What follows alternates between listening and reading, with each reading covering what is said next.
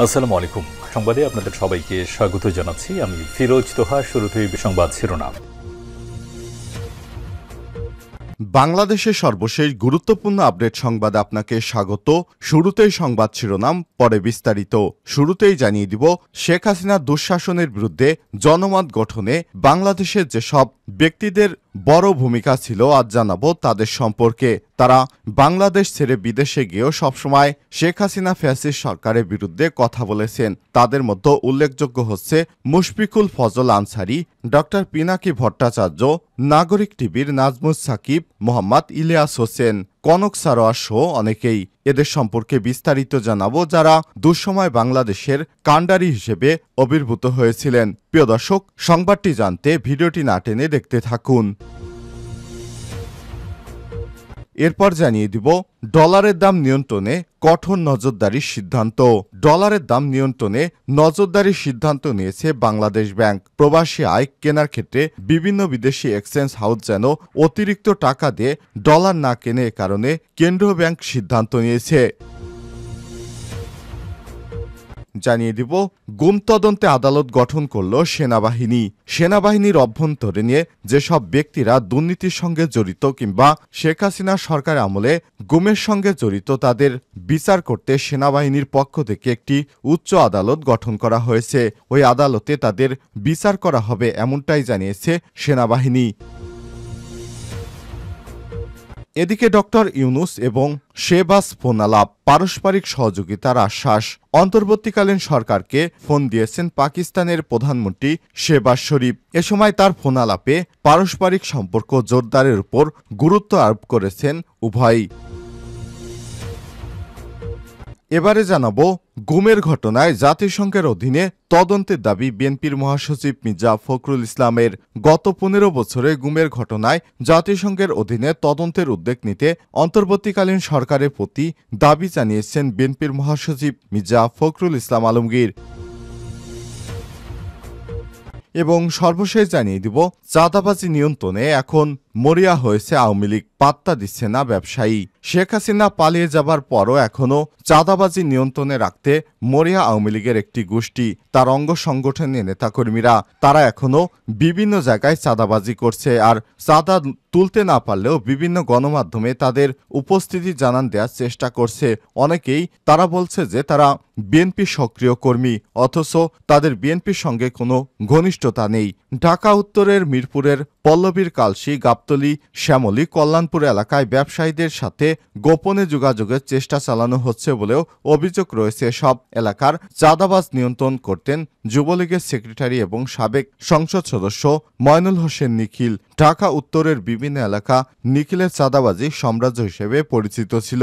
5 তারিখে শেখ হাসিনা পালিয়ে যাওয়ার পর শেখ হাসিনার দোসরের অনেকেই কিন্তু এখনো দেশে থেকে চাঁদাবাজি করার চেষ্টা করছে। প্রিয় দর্শক, এদেরকে শক্ত হাতে রুখে দিন।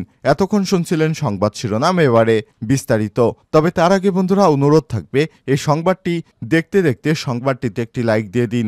এই চ্যানেলে আপনি নতুন হয়ে থাকলে আমাদের সংবাদটি দেখতে দেখতে চ্যানেলটি সাবস্ক্রাইব করে রাখুন। আর বন্ধুরা, কমেন্ট করে আপনার মূল্যবান মতামত জানিয়ে দিন আপনি বিশ্বের কোন দেশ থেকে আমাদের সংবাদটি দেখছেন এবং শুনছেন। এবারে বিস্তারিত। দুঃশাসনের বিরুদ্ধে জনমত গঠনে তাদেরও বড় ভূমিকা। গত 1.5 দশকে কর্তৃত্ববাদী সরকারের জামানায় চক্ষুশূল হারিয়েছেন অনেক সাংবাদিক, সমাজকর্মী। জেল জুলুম, মামলা হামলায় বিপর্যস্ত হয়ে দেশান্তরী হয়েছেন অনেকে। সমাজ সংসার ফেলে বিদেশ বুভুয়ে কাটানো এসব মানুষ দেশ ছাড়লেও দুঃশাসনের বিরুদ্ধে ছিলেন প্রতিবাদে মুখর। সামাজিক যোগাযোগ মাধ্যমে সরকার ও সরকারি দলের লোকজনের নানা অপরাধ, দুর্নীতি, গুম, খুন ও নিপীড়নের খবর সহ তুলে ধরতেন। কেউ কেউ প্রভাবশালী আন্তর্জাতিক গণমাধ্যমগুলোতে, সংবাদ প্রকাশ করতে রাখতেন বড় ভূমিকা। নানা কারণে চুপ থাকা দেশীয় মিডিয়া যেখানে সরকারের গুণ কীর্তন করা, তার বিপরীতে এসব মানুষ সত্য প্রকাশে নিয়েছেন সাহসী তৎপরতা। যুক্তরাজ্য, ফ্রান্স, সুইডেন, কানাডা সহ ইউরোপের বিভিন্ন দেশে অবস্থানরত এই সচেতন মানুষদের ভূমিকা গণতন্ত্র কর্মী মানুষকে দিয়েছিল আন্দোলনের বিভিন্ন এক রসদ। দৈনিক দৈনিক ইত্তেফাক, ইউএনবি সহ বিভিন্ন সংবাদ মাধ্যম কূটনৈতিক রিপোর্টার হিসেবে বেশ উজ্জ্বল মুখ ছিলেন মুশফিকুল ফজল আনসারী। তিনি 2001 থেকে 2006 মেয়াদে বাংলাদেশের সাবেক প্রধানমন্ত্রী খালেদা জিয়ার সরকারি প্রেস সচিব হিসেবে দায়িত্ব পালন করেছেন। এরপর জাস্ট নিউজ বিডির প্রধান সম্পাদক হিসেবে দায়িত্ব পালনকারী সরকারের রোশনলে দেশ ছাড়েন এই সাংবাদিক। দেশ চালক সরকারের অন্যায়, অনিয়ম আর কর্তৃত্ববাদী শাসন ব্যবস্থা নিয়ে কাজ করেন আন্তর্জাতিক মহলে। বিশ্বের বড় বড় মিডিয়া নিজের লেখনীতে তুলে ধরেন এক স্বৈরাচারী সরকারের গল্প। জাতিসংঘের নিয়মিত প্রেস ব্রিফিংগুলোতে প্রশ্ন করে আন্তর্জাতিক ফোরামে সরকারকে প্রশ্নের মুখে ফেলতে গুরুত্বপূর্ণ ভূমিকা পালন করেন মুশফিকুল ফজল আনসারী। এছাড়া জাতিসংঘ, হোয়াইট হাউস এবং ওয়াশিংটনকে কেন্দ্রিক বিভিন্ন সাংবাদিক সংগঠনের সদস্য হওয়ার সুবাদে বাংলাদেশের স্বৈরাচারী সরকারের নানা অনিয়ম আন্তর্জাতিকভাবে তুলে ধরেন তিনি। ডলারের দাম নিয়ন্ত্রণে কঠোর নজরদারির সিদ্ধান্ত। ডলারের দাম নিয়ন্ত্রণে কঠোর নজরদারির সিদ্ধান্ত নিয়েছে বাংলাদেশ ব্যাংক। প্রবাসী আয় কেনার ক্ষেত্রে বিভিন্ন বিদেশি এক্সচেঞ্জ হাউসকে ডলারের দাম 120 টাকার বেশি না দেওয়ার সিদ্ধান্ত নিয়েছে বাংলাদেশ ব্যাংক। বৃহস্পতিবার 29 আগস্ট দেশের সরকারি বেসরকারি ব্যাংকের ট্রেজারি ও কোষাগার প্রধানের এক সভায় এই সিদ্ধান্ত নেওয়া হয়েছে। বৈদেশিক মুদ্রা বেচা কেনার জন্য কেন্দ্রীয় ব্যাংক থেকে লাইসেন্স প্রাপ্ত ব্যাংকগুলো সংগঠন বাংলাদেশ ফরেন ডিলার্স অ্যাসোসিয়েশন বাফেদা সদস্যভুক্ত প্রায় সব ব্যাংকের ট্রেজারি প্রধানরা এই বৈঠকে উপস্থিত ছিলেন। নতুন সিদ্ধান্ত অনুযায়ী ডলারের দাম সর্বোচ্চ 120 টাকা ধরা হয়েছে, যা আমদানি ব্যয় কমাতে কিছুটা হলেও সহায়ক হবে। স্বাভাবিকভাবে আমদানি পণ্যের দাম কমে গেলে মূল্যস্ফীতির উপর চাপও কিছুটা কমে যাওয়ার কথা রয়েছে। তবে আগাম ডলার বেচা কেনার ক্ষেত্রে ব্যাংকগুলো কেন্দ্রীয় ব্যাংকের নীতিমালা অনুসরণ করবে। বৈঠকে বলা হয়, কেন্দ্রীয় ব্যাংকগুলোতে ডলারের প্রবাহ বেড়েছে। ডলার সংকট নিয়ে যেসব সংখ্যা দেখা দিয়েছিল সেগুলো বেশ খানিকটা কমেছে। রেমিটেন্স প্রবাহ, বৈদেশিক অনুদান, রপ্তানি আয়, দেশে আনার প্রবর্তন বেড়েছে। বর্তমান অন্তর্বর্তীকালীন সরকারের প্রধান উপদেষ্টা ডক্টর ইউনূসের খ্যাতি ব্যবহার করে বিদেশি বিনিয়োগ ও বৈদেশিক ঋণ প্রবাহে বাড়ানো সম্ভব হবে। বৈঠকে আরো বলা হয়, নতুন সরকার দায়িত্ব নেওয়ার পর থেকে অর্থনৈতিক ও রাজনৈতিক খাতে অনিশ্চয়তা অনেকটা কমে গেছে। এসব কারণে ব্যাংকগুলো ডলার বিক্রির ক্ষেত্রে সর্বোচ্চ 120 টাকা করে দাম রাখবে। কোনো ব্যাংকই এর বেশি ডলার বিক্রি করা হবে না। যেসব ব্যাংক এখনো 120 টাকার বেশি দামে ডলার বিক্রি করছে তারাও দাম 120 টাকার মধ্যেই দ্রুত নামিয়ে আনবে। গুম তদন্তে আদালত গঠন করল সেনাবাহিনী। সেনাবাহিনীর অন্তর্বর্তী দুর্নীতি ও গুমের ঘটনা তদন্তে উচ্চ পর্যায়ের আদালত গঠন করা হয়েছে। শুক্রবার 30 আগস্ট সেনাবাহিনীর পক্ষ থেকে বিষয়টি নিশ্চিত করা হয়েছে। এ তদন্ত আদালত শিগগিরই কাজ শুরু করবে বলে ধারণা করা হচ্ছে।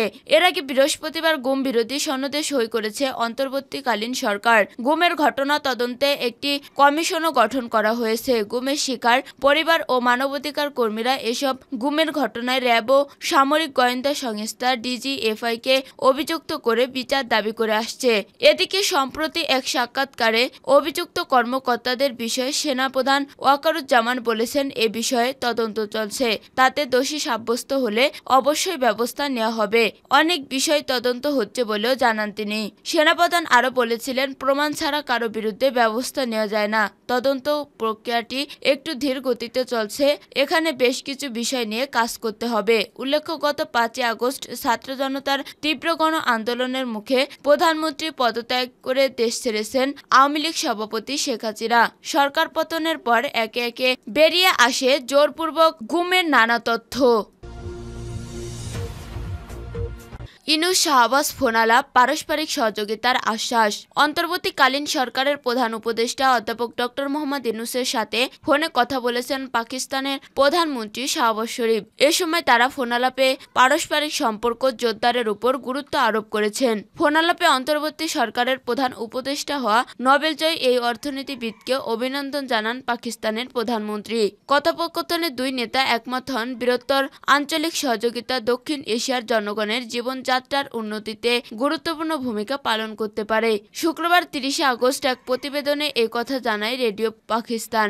এছাড়া পাকিস্তানের প্রধানমন্ত্রীর কার্যালয়ের প্রেস উইং থেকে দেয়া সংবাদ বিজ্ঞপ্তিতে ফোন আলাপের বিষয়টি নিশ্চিত করা হয়। শাহবাজ শরীফ বাংলাদেশে সাম্প্রতিক বন্যায় ক্ষতিগ্রস্তদের প্রতি সমবেদনা জানান এবং বিভিন্ন ক্ষেত্রে বর্ধিত সহযোগিতার মাধ্যমে দ্বিপাক্ষিক সম্পর্ক পুনর্জীবিত করার গুরুত্ব আরোপ দেন। পাকিস্তান ও বাংলাদেশের মধ্যে ঐতিহাসিক ধর্মীয় ও সাংস্কৃতিক বন্ধন উল্লেখ করে শাহবাজ শরীফ বাণিজ্যিক সম্পর্ক, সাংস্কৃতিক আদান-প্রদান এবং জনগণের মধ্যে যোগাযোগ জোর করার জন্য গভীর ইচ্ছা প্রকাশ করেন।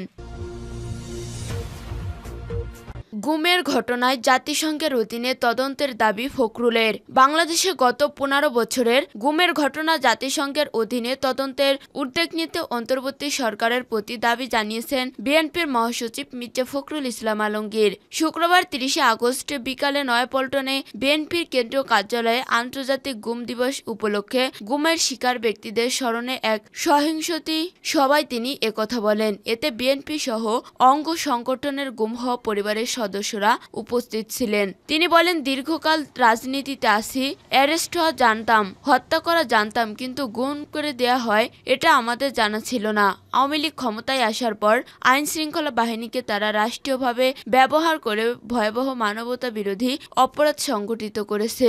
এটা অত্যন্ত ভালো কথা যে অন্তর্বর্তীকালীন সরকার প্রধান অধ্যাপক ডক্টর মোহাম্মদ ইউনূস গুম বিরোধী জাতিসংঘের যে সনদ আছে তাতে সই করেছেন। আমরা জানতাম আগের সরকার এটাতে সই করেননি। তিনি বলেন, আজকে আরো ভালো লাগছে যে এই প্রথম বাংলাদেশে এই স্বৈরাচারের অপকর্মের বিরুদ্ধে ব্যবস্থা করবার জন্য জাতিসংঘ থেকে একটি দল এসেছে। এটা প্রাথমিক দল, প্রক্টস অ্যান্ড ফান্ডিং টিম, কিন্তু এদের যে টার্মস অব রেফারেন্স গত 2 মাসে যে হত্যাকাণ্ড সংঘটিত হয়েছে সেটা তারা তদন্ত করবে। আমি সরকারের কাছে আহ্বান জানাতে চাই, আপনারা জাতিসংঘের যে মানবাধিকার কমিশন আছে তাদের সঙ্গে কথা বলেন। গত 15 বছর ধরে আজ পর্যন্ত যতগুলো মানবতা বিরোধী অপরাধ করেছে, হত্যা করেছে, গুম হয়েছে, প্রত্যেকটি তদন্তের ব্যবস্থা করুন। এটা অন্তর্বর্তীকালীন সরকার বললে জাতিসংঘ অবশ্যই করবে।